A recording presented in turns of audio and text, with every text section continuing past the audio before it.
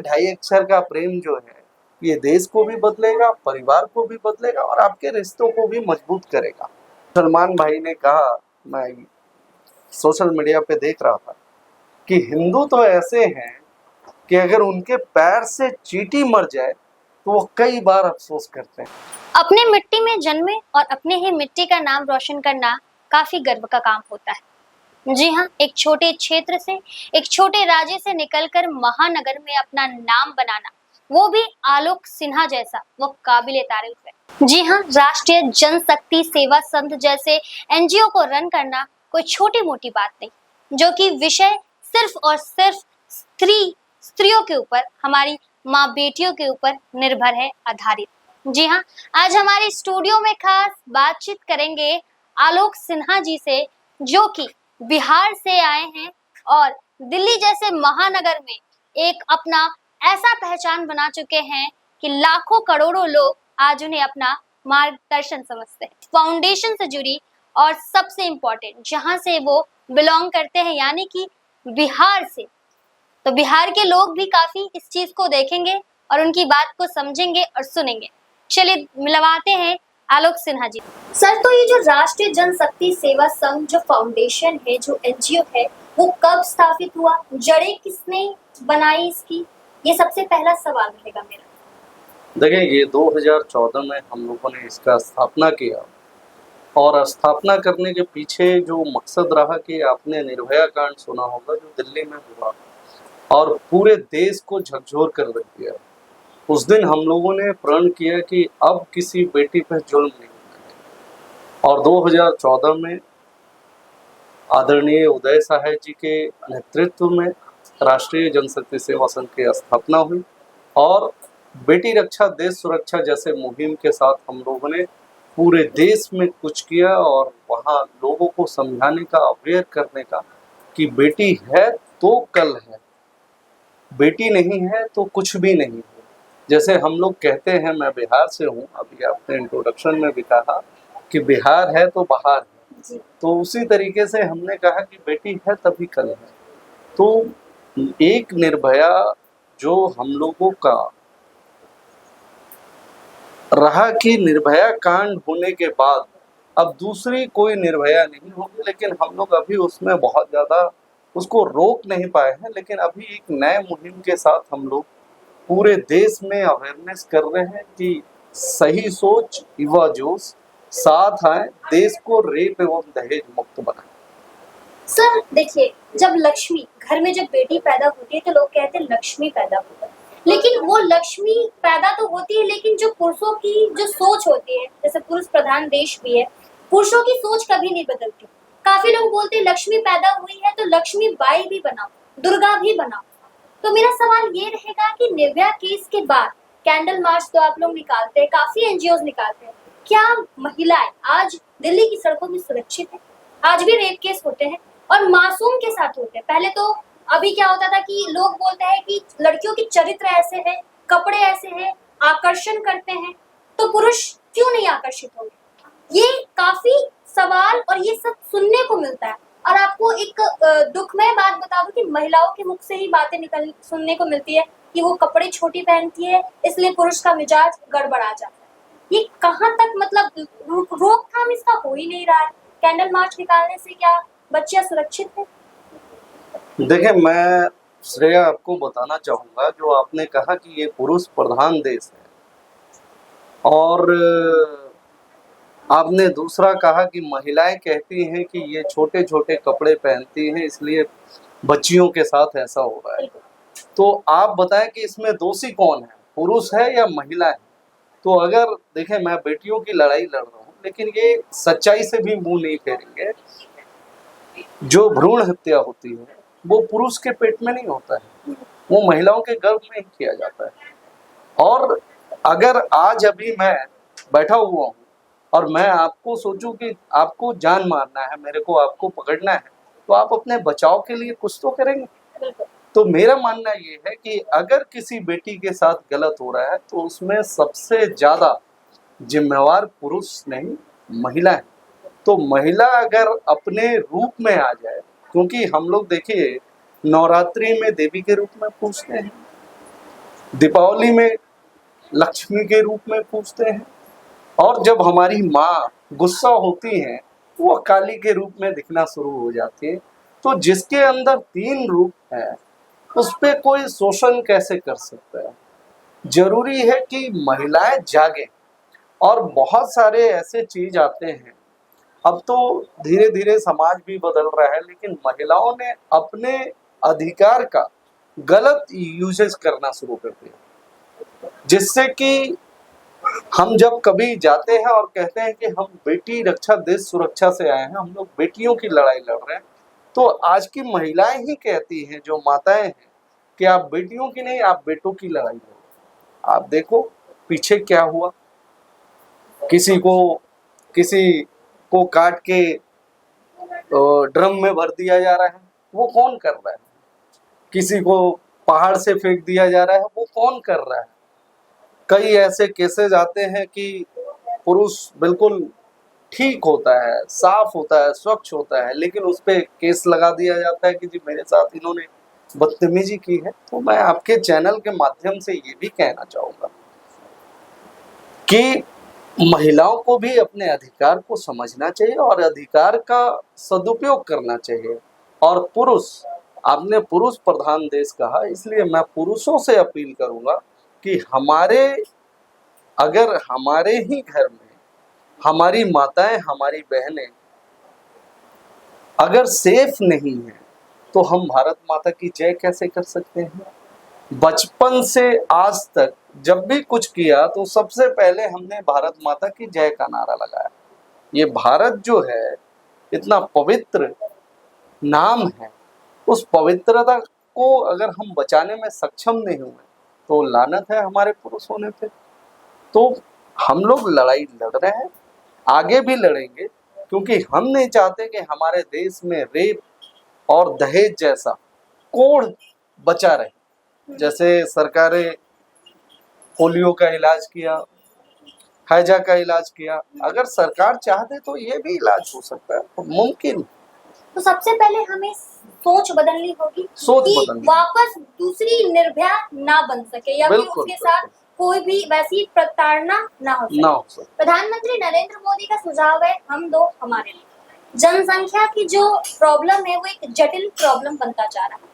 इसमें मैं किसी समुदाय के ऊपर बात नहीं करूंगी, लेकिन एक खबर है जिसके चक्कर में आप भी काफी कंट्रोवर्सी में आए हैं। तो वो जो मुस्लिम समुदाय का हमेशा नाम आता है जनसंख्या को बढ़ाने के लिए, तो उस मुद्दा क्या था, वो विषय क्या था, एक बार हमारे व्यूअर्स को आप बताइए। देखिए, मैं किसी प्रोग्राम में गया हुआ था, तो हमारे तो मुसलमान मित्र भी हैं, क्योंकि यहाँ 4 समुदाय के लोग रहते हैं, हिंदू, मुस्लिम, सिख, ईसाई। और हमने जो पढ़ा है हिंदू, मुस्लिम, सिख, ईसाई आपस में है भाई भाई। लेकिन सरकार, कई ऐसी पार्टियां हैं जो हम सब में बंटवारे का एक बीज बो रही है। वो हिंदुओं को भी समझना पड़ेगा और वो मुसलमानों को भी समझना पड़ेगा, क्योंकि हम कभी सिख और ईसाई की बात नहीं करते। मैं कहीं प्रोग्राम में गया हुआ था तो मुसलमान भाइयों से मुलाकात हुई और उन्होंने मुझे छूटते ही बिना सोचे समझे उन्होंने मेरे से कहा कि आप तो बेटियों की लड़ाई लड़ते थे, फिर ये जनसंख्या की लड़ाई कैसे लड़ने लग गए? तो यानी आप भी सनातनी हो गए। हमने कहा मैं तो सनातनी पैदा ही हुआ हूँ। सनातनी होना क्या है? जब मैं हिंदू हूँ तो सनातन धर्म का पालन करता हूँ। लेकिन मैंने ये भी कहा कि भारत जितना हमारा है, जितना उस माँ के बेटे हम हैं, उतना ही आप, क्योंकि आप भी भारत देश में रहते हैं। अगर अपनी माँ से जो प्यार करेगा वो जनसंख्या नियंत्रण कानून पे बात करेगा, क्योंकि आजकल साधन संसाधन कम होते जा रहे हैं, जनसंख्या इतनी बढ़ रही है। अगर आप जाएंगे तो चाहे आप रेलवे स्टेशन चले जाएं, चाहे आप हॉस्पिटल चले जाएं, चाहे आप कॉलेज में चले जाएं, और चाहे किसी, आपने देखा होगा पीछे एक 4th क्लास के सरकारी नौकरी का निकला, स्वीपर का, इलाहाबाद में। तो वहाँ कई लाख फॉर्म पहुंचे और उसमें सबसे ज्यादा MA MBA ऐसे लड़के पहुंचे हुए थे। तो आप सोचे कि अगर अब जनसंख्या को कंट्रोल नहीं किया तो इस देश का विकास कैसे होगा?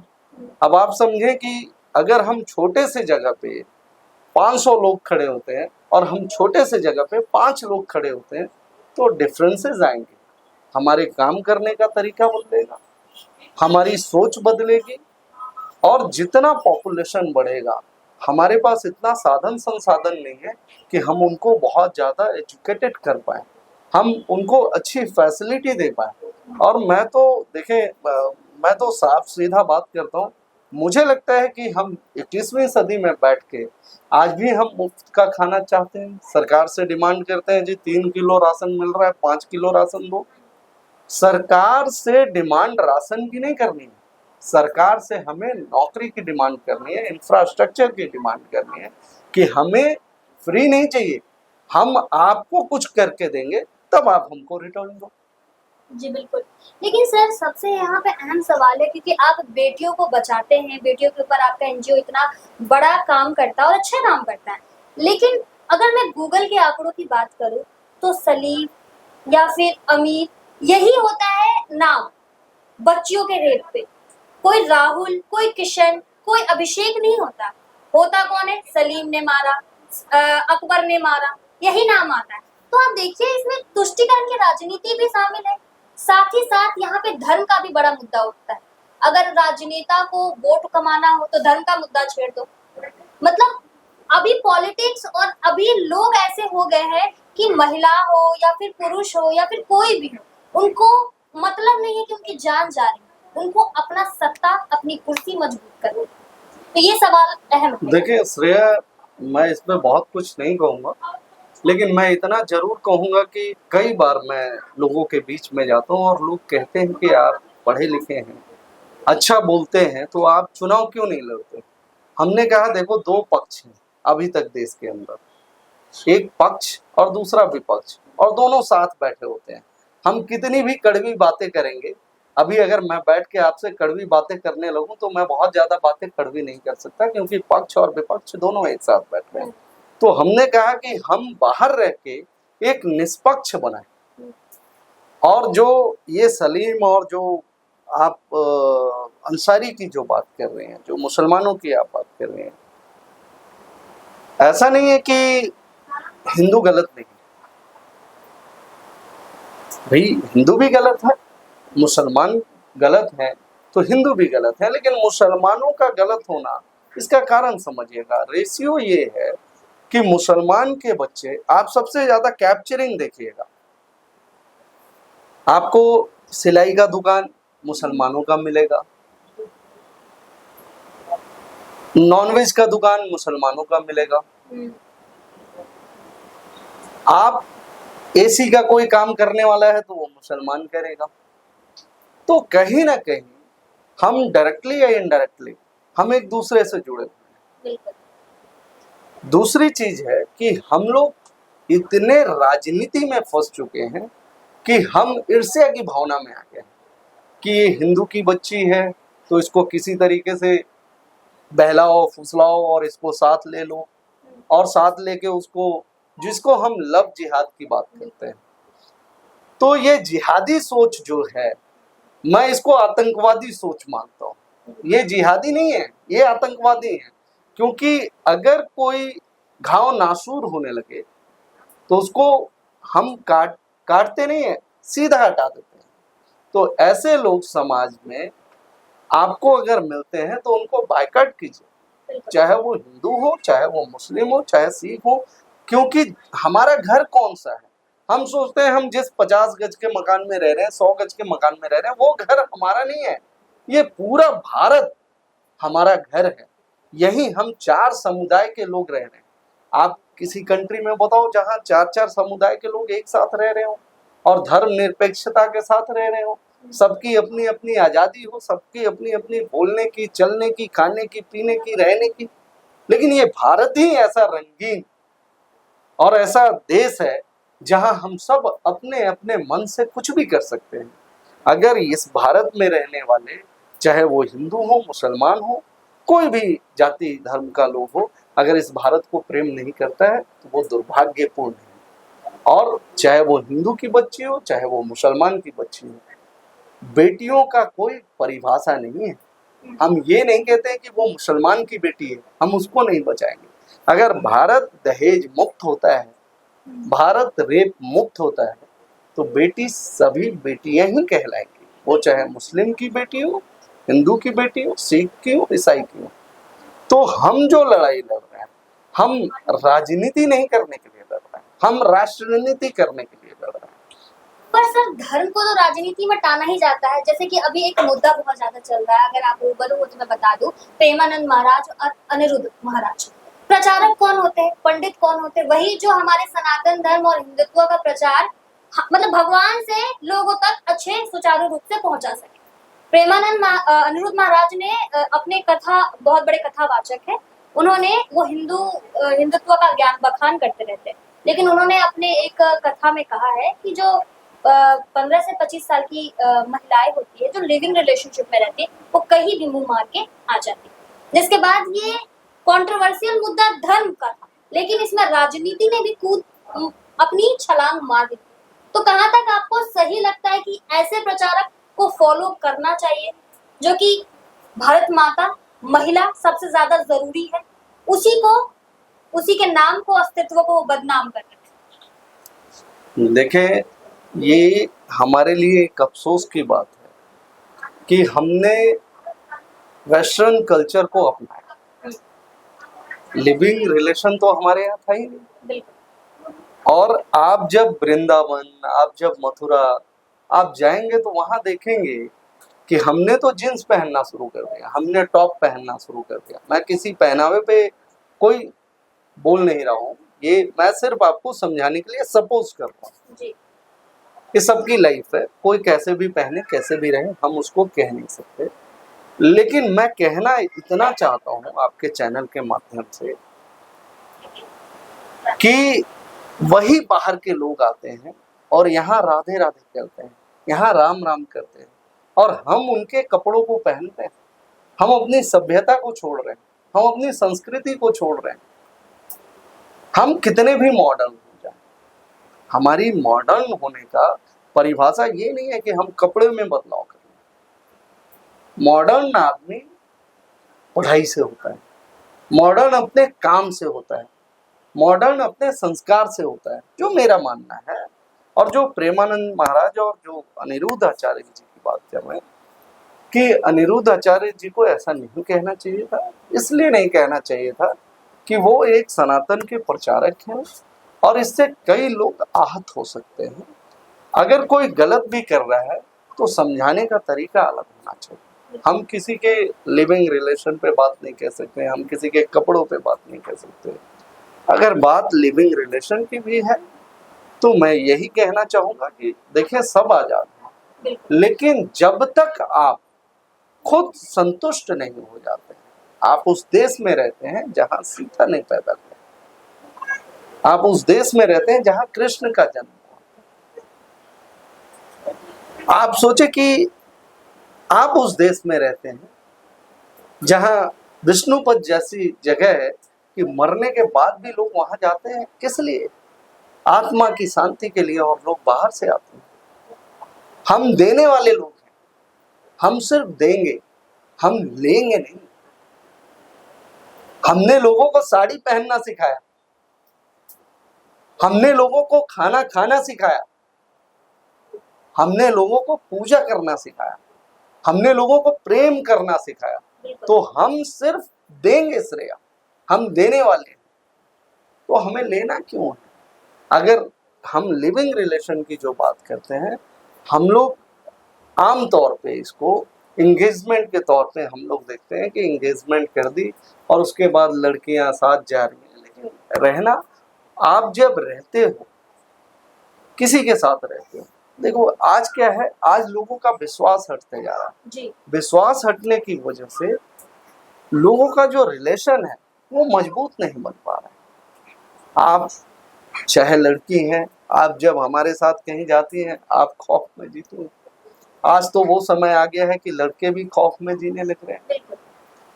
आप अपने माँ बाप से बगावत करके सलीम के साथ, रहीम के साथ चली जाती हैं, लेकिन उस रहीम के साथ जाइए, मना नहीं कर रहा हूँ, लेकिन रहीम को पहले आदमी बनाइए, प्रेम सिखाइए, तब उस रहीम के साथ जाइए, जिहादियों के साथ मत जाइए, आतंकवादियों के साथ मत जाइए, क्योंकि जिस माँ बाप ने आपको बड़ा किया, पाल पोस के, उनके अरमान बहुत हैं, उनके अरमान आपके साथ जुड़े हुए हैं, उसका भी ध्यान रखिए।